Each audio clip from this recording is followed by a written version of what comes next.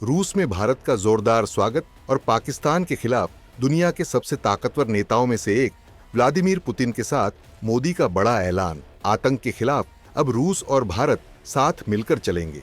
पाकिस्तान का चेहरा अब अंतर्राष्ट्रीय मंचों पर और भी बेनकाब होने जा रहा है। आज की सबसे बड़ी खबर, भारत का ऑपरेशन सिंदूर, कश्मीर में पाकिस्तान की नापाक हरकतों का जवाब और अब रूस से सीधा समर्थन। वीडियो को अंत तक जरूर देखिए क्योंकि इसमें है चीन तक की बौखलाहट की पूरी कहानी।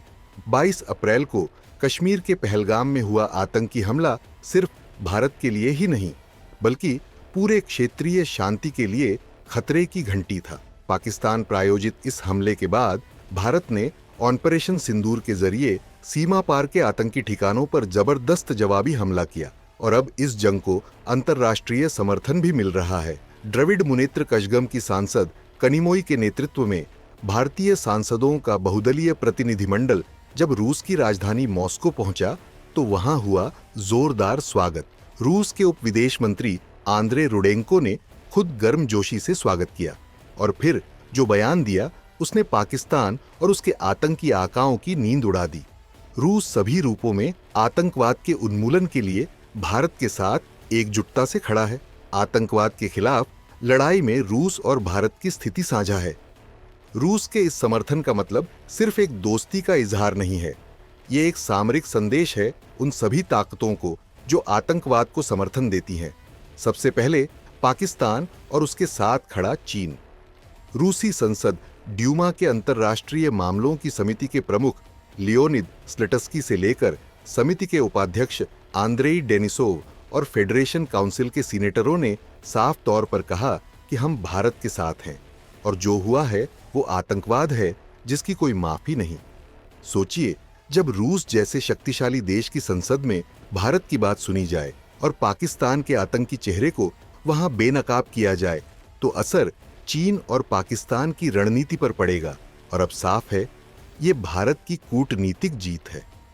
भारतीय सांसदों ने रूस को ऑपरेशन सिंदूर की पूरी जानकारी दी कि कैसे भारत ने एलओसी पार जाकर आतंकी ठिकानों को खत्म किया, कैसे मिसाइल हमलों से पाकिस्तान के सरपरस्त अड्डों को नेस्तनाबूद किया गया और कैसे भारत अब आतंक को उसके घर में घुसकर खत्म कर रहा है। ये सिर्फ सैन्य ऑपरेशन नहीं था, ये एक संदेश था कि आतंक को पालने वालों को और उनके मददगारों को कि अब भारत चुप नहीं बैठेगा। और अब इस लड़ाई में भारत अकेला नहीं है।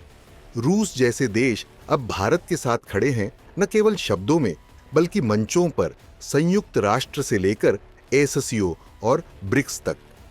अब समझिए पाकिस्तान और चीन की बेचैनी। पाकिस्तान की अर्थव्यवस्था तबाही के कगार पर है और उसके सैन्य प्रतिष्ठान में लगातार फूट है। ऊपर से भारत की एक कूटनीतिक घेराबंदी, पहले अमेरिका में, फिर यूरोप और अब रूस में। चीन, जो खुद रूस से रणनीतिक साझेदार होने का दावा करता है, अब असहज हो गया है क्योंकि भारत और रूस की दोस्ती ऐतिहासिक है, ब्रह्मोस से लेकर एस-400 तक, और अब आतंकवाद विरोधी जंग में भी एकजुटता। अब यह सवाल सिर्फ कश्मीर या एलओसी का नहीं, ये एक वैश्विक फ्रंट बन चुका है भारत नेतृत्व में और रूस जैसे ताकतवर देशों की साझेदारी में। विदेश मंत्रालय ने साफ किया है कि ये सिर्फ यात्रा नहीं, एक रणनीतिक संदेश है। भारत दुनिया के 5 देशों में प्रतिनिधिमंडल भेज रहा है ताकि पाकिस्तान को हर मंच पर बेनकाब किया जा सके और मॉस्को इसकी पहली गूंज है। स्मोलेंस्काया स्क्वायर की वो इमारत जो कभी सोवियत ताकत का केंद्र मानी जाती थी, आज भारत के स्टैंडिंग ओवेशन का गवाह बनी। रूस ने यह कहा है कि संयुक्त राष्ट्र, ब्रिक्स और एससीओ जैसे वैश्विक मंचों पर वह भारत के साथ मिलकर आतंकवाद के खिलाफ काम करेगा।